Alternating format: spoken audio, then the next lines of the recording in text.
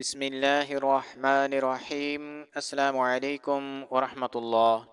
مصر کے شہر حلب میں ایک موچی کی دکان تھی۔ اس دکان کی اس موچی کی وجہ سے بہت اہمیت تھی۔ یہ موچی عام کوئی موچی نہیں تھا، بلکہ اس کے ہاتھ کے بنے ہوئے جوتے بڑے بڑے سلطان اور شہنشاہ پہنتے تھے۔ اس موچی کا نام الفروج تھا۔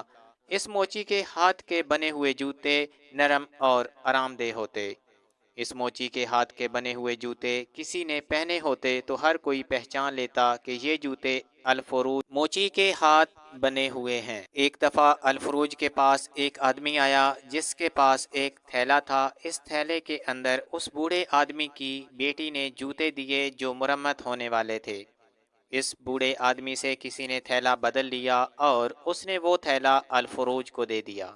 الفروج موچی نے جب اس تھیلے کو کھولا تو ایک زوردار چیخ ماری اور وہ تھیلا الفروج موچی سلطان صلاح الدین ایوبی کی عدالت کی طرف لے کر روانہ ہوا، کیونکہ اس تھیلے کے اندر دوستو یہ واقعہ ہے مصر کے شہر حلب کا، جس میں ایک الفروج نامی موچی کی ایک دکان تھی۔ یہ حلب کے مین بازار میں واقع تھی۔ اس دکان کو تقریباً 35 سے 40 سال ہو گئے تھے۔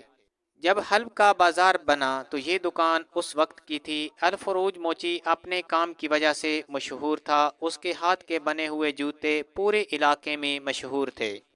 اس سے جوتے بنوانے کے لیے بڑے بڑے سلطان اور دوسری ریاستوں کے بادشاہ آتے تھے۔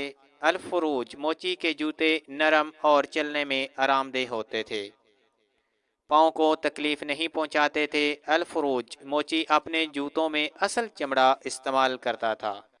ایک دفعہ ایک بوڑھا آدمی الفروج موچی کے پاس جوتے لے کر آیا۔ یہ جوتے اس کی بیٹی کے تھے۔ اس بوڑھے آدمی کی بیٹی نے کہا کہ میرے لیے الفروج موچی سے نئے جوتے لے آؤ، اور یہ کچھ پرانے جوتے ہیں، ان کی مرمت بھی کرواتے آنا۔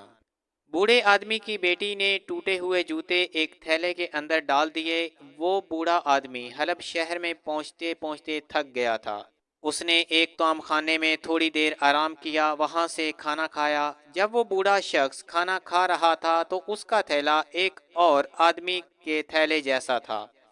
کھانا کھانے کے بعد وہ بوڑھا شخص الفروج موچی کی طرف روانہ ہوا۔ اس بوڑھے شخص نے الفروج موچی کی دکان پر پہنچ کر جوتے کا تھیلا موچی کو دے دیا۔ الفروج نے بغیر دیکھے وہ تھیلا اپنے پاس رکھ لیا۔ تھوڑی دیر کے بعد الفروج موچی نے جوتے مرمت کرنے چاہے تو اس نے تھیلا کھولا اور جوتے پکڑنے کے لیے تھیلے کے اندر ہاتھ مارا۔ جیسے ہی اس نے تھیلے کے اندر دیکھا، الفروج نے ایک زوردار چیخ ماری۔ بوڑھے آدمی نے کہا، کیا ہوا، اندر کوئی سانپ ہے کیا؟ الفروج نے کہا کہ نہیں، بلکہ ایک عورت کے کٹے ہوئے 2 ہاتھ، 2 کان اور 1 ناک ہے۔ الفروج نے کہا کہ کسی عورت کا قتل کر کے آئے ہو، سچ سچ بتاؤ۔ بوڑھے آدمی نے کہا کہ میں نے کسی کا قتل نہیں کیا، بلکہ میری بیٹی نے مجھے جوتے دیے تھے، میں تو وہ لے کر آیا ہوں۔ الفروج وہ تھیلا سلطان صلاح الدین ایوبی کے پاس لے گیا اور سارا واقعہ بتایا۔ سلطان صلاح الدین ایوبی نے اس بوڑھے آدمی سے پوچھا کہ تم نے کہیں آرام کیا ہے یا تھوڑی دیر کے لیے بیٹھے ہو؟ اس بوڑھے شخص نے کہا کہ حضور، میں طعام خانے میں تھوڑی دیر کے لیے رکا تھا، وہاں پر ایک اور آدمی کے پاس بھی ایسا ہی تھیلا تھا۔ یہ تھیلا جس چمڑے سے بنا ہوا تھا یہ خاص قسم کا تھا کہ یہ صرف ایک آدمی ہی بناتا تھا۔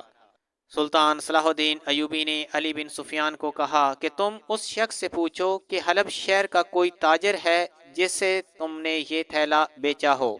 علی بن سفیان نے تھیلا بنانے والے کے پاس گیا اور اس سے پوچھا کہ کوئی حلب کا ایسا تاجر جس نے تجھ سے تھیلا خریدا ہو؟ اس نے کہا کہ ایک تاجر کا مجھے معلوم ہے جس نے مجھ سے تھیلا خریدا تھا۔ علی بن سفیان نے اس سے تفتیش کی تو وہ مان گیا کہ اس نے ہی وہ تھیلا بوڑھے شخص کے ساتھ بدلا تھا۔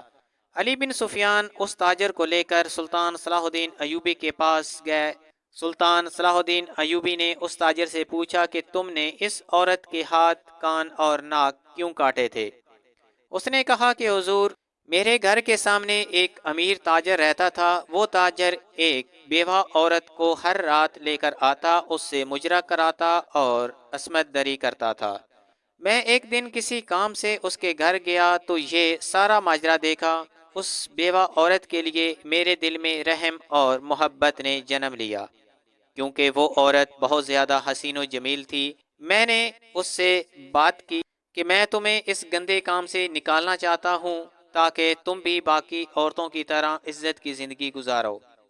شادی کرنے پر وہ عورت رضامند ہو گئی، ہم دونوں نے شادی کر لی اور ایسے ہی دن گزرتے رہے، لیکن ہماری کوئی اولاد نہ ہوئی۔ ایک دن مجھے کسی کام سے گھر سے باہر جانا تھا، تو میں نے اپنی بیوی کو کہا کہ مجھے آج دیر ہو جائے گی، تم شام کا کھانا کھا کر سو جانا۔ میں اس دن اپنے گھر وقت سے پہلے آ گیا تھا، تو میں نے دیکھا کہ میری بیوی گھر پر موجود نہیں تھی۔ محلے میں پوچھا، مجھے نہیں ملی۔ جس گھر میں میری شادی سے پہلے مجرا کرتی تھی، وہ اسی گھر میں مجرا کر رہی تھی۔ میں گھر سے باہر چلا گیا اور کھانے کے لیے مٹھائی لی۔ اس مٹھائی کے اوپر بے ہوشی کی دوا ڈال دی۔ جب میری بیوی واپس اپنے گھر آئی تو میں بھی گھر آ گیا۔ گھر آ کر مٹھائی اپنی بیوی کو کھلائی، جس سے وہ بے ہوش ہو گئی۔ میں نے سب سے پہلے اس کے ہاتھ کاٹے اور پھر کان کاٹے، اس کے بعد ناک کاٹ کر میں نے اس کی لاش اس آدمی کے گھر میں پھینک دی۔ اس کے ہاتھ، کان اور ناک میں نے اس تھیلے میں ڈال کر توام خانے میں اس بوڑھے شخص کے تھیلے کے ساتھ بدل کر چلا گیا۔ اس طرح سلطان صلاح الدین ایوبی نے عقل مندی کے ساتھ قاتل کو پکڑ لیا۔ چینل کو سبسکرائب کر لیں، کل حاضر ہوتے ہیں ایک نئی ویڈیو کے ساتھ، تب تک اجازت دیجیے، اللہ حافظ۔